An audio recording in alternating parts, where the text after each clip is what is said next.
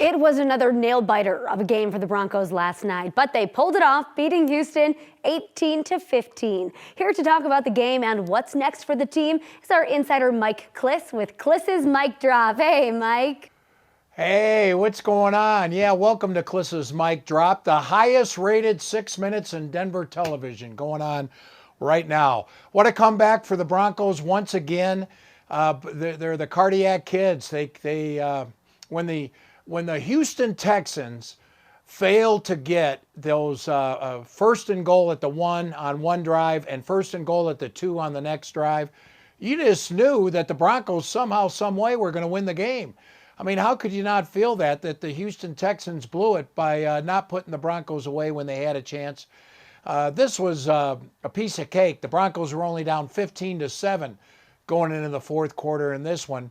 Remember, a couple weeks ago against the Giants, they were down 19-0 and wound up pulling off the win there. Will Lutz with his second game-winning field goal on the final play of the game in the past 3 games. These Broncos are just something. They've won 6 in a row now. They're 7-2. They lead the AFC West by just a 1 game over the Chargers, who have the hammer on the Broncos, because the Chargers earlier this year kicked a field goal with no time left to beat the Broncos. Broncos had back-to-back losses with no time on the clock on game-losing field goals. They've bounced back. They've now won 2 of those last second or no time left on the clock field goals. The big thing here was those goal line stands by the Denver defense. Dre Greenlaw, you know, he's been kind of disappointing with his injuries, the 1-game suspension. He only played his 2nd game out of the first 9 for the Broncos, and boy, did he make an impact on the goal line. He had the first 2 sticks on Houston runners, and Houston wound up settling for field goals that time and also on the next goal line stand too. So Dre Greenlaw coming back and making a contribution. But that was the key to the game. Houston having 2 goal-to-goes and not getting in there for the field goal.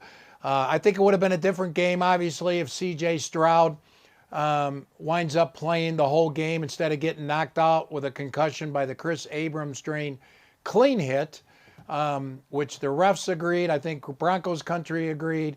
D'Amico Ryans did not agree, thought it was a little late, but still that was big. Check this out, how things are going the Broncos' way.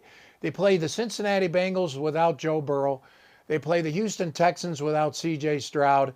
And now Jaden Daniels of the Washington Commanders has a dislocated elbow, so they'll probably play the Commanders without Jaden Daniels. It just, everything seems to be adding up the Broncos' way. You had Bo Nix, another one of those games where he looked rough and was struggling for much of it. And then all of a sudden in the fourth quarter, here comes Bo. He missed some throws, but man, on the 30-yard touchdown to Cortland Sutton, he dropped a dime.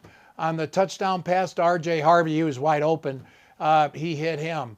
So he did come through when it mattered. The 2-point conversion pass to Troy Franklin was probably his best pass of the game, just over a defender and into the outstretched arms of Franklin. It's funny, the Broncos only had 2 scoring chances, and they converted 15 points. The Houston Texans had 6 scoring chances, and they wound up with only 15 points, all on 5 field goals. Lutz once again came through in the clutch with the 34-yarders. Special teams is again the bane of the Broncos' existence so far. Sean Payton irked at the symptom rather than the problem after the game. And then again, when we talked to him this morning on his conference call with the media, he didn't like that a player came out late on special teams. One of 11 guys to be the 11th guy on the field when he's on the bench watching and not being alert, that bothered Sean Payton. He does not blame Darren Rizzi at all, the first-year special teams coordinators, for all the gaffes that have occurred on special teams so far this year. They happened again yesterday. A blocked field goal, a 51-yarder by Lutz was blocked by Danico Autry, who's now blocked 13 in his NFL career.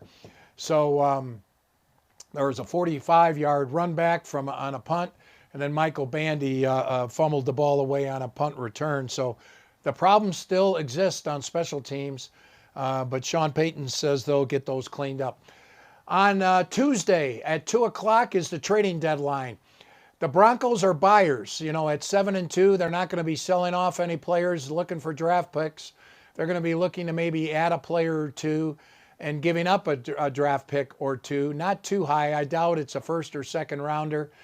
But to me, what the Broncos need, if they don't have many needs, I'd still look at that left guard position with Alex Palczewski.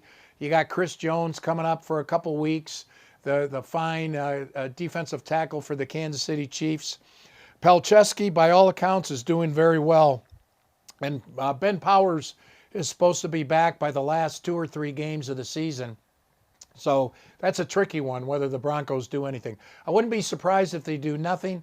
There's a lot of reports out there that they'll get a receiver, but I'm not sure about that, because then you get in the way of Marvin Mims, who should be back, and Troy Franklin and Pat Bryant and guys like that. So we'll see. 2 p.m. deadline, all eyes on that with the Broncos. I think they got what it takes to go all the way if they just sit tight. For Klis's Mike Drop, thanks for tuning in, everybody, and we'll send it back to the studio.